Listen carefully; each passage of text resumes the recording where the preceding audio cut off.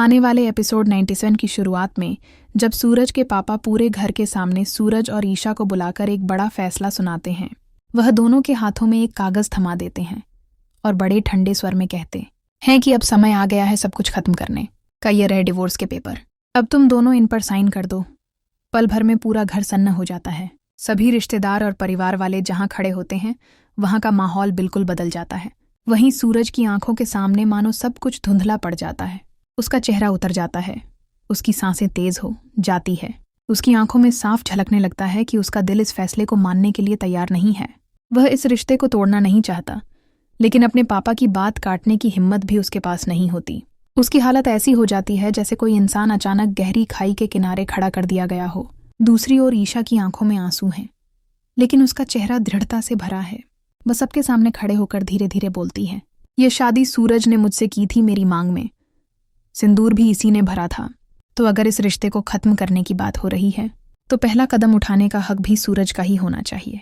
इतना कहकर ईशा उन डिवोर्स पेपर को सूरज की तरफ बढ़ा देती है और उसके हाथ में पेन रख देती है। पूरे घर की निगाहें सूरज और ईशा पर टिक जाती हैं।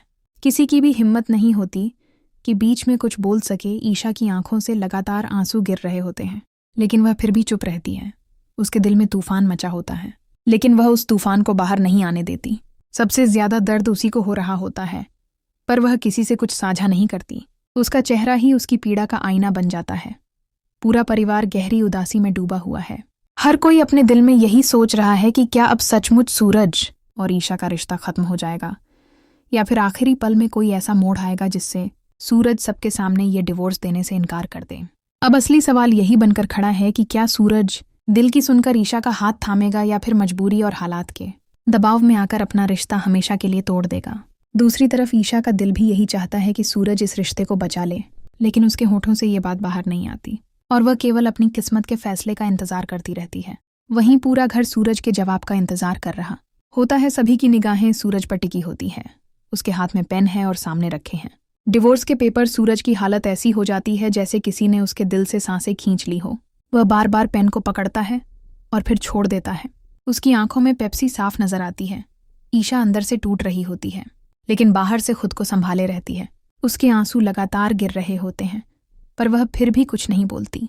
वह बस सूरज को देख रही होती है, मानो उसकी निगाहें सूरज से कह रही हूं कि अब फैसला कर लो, यह रिश्ता खत्म करना है या बचाना है। सूरज के पापा गुस्से में बार बार कहते हैं कि जल्दी करो, वक्त बर्बाद मत करो और साइन कर दो, लेकिन सूरज चुप रहता है। उसकी चुप्पी ही सबको बेचैन कर देती है। आखिरकार सूरज की माँ आगे बढ़ती है और धीरे से उसके कंधे पर हाथ रखकर कहती है, बेटा दिल की सुनो, जबरदस्ती से रिश्ते निभते नहीं हैं और नहीं तोड़ना इतना आसान होता है।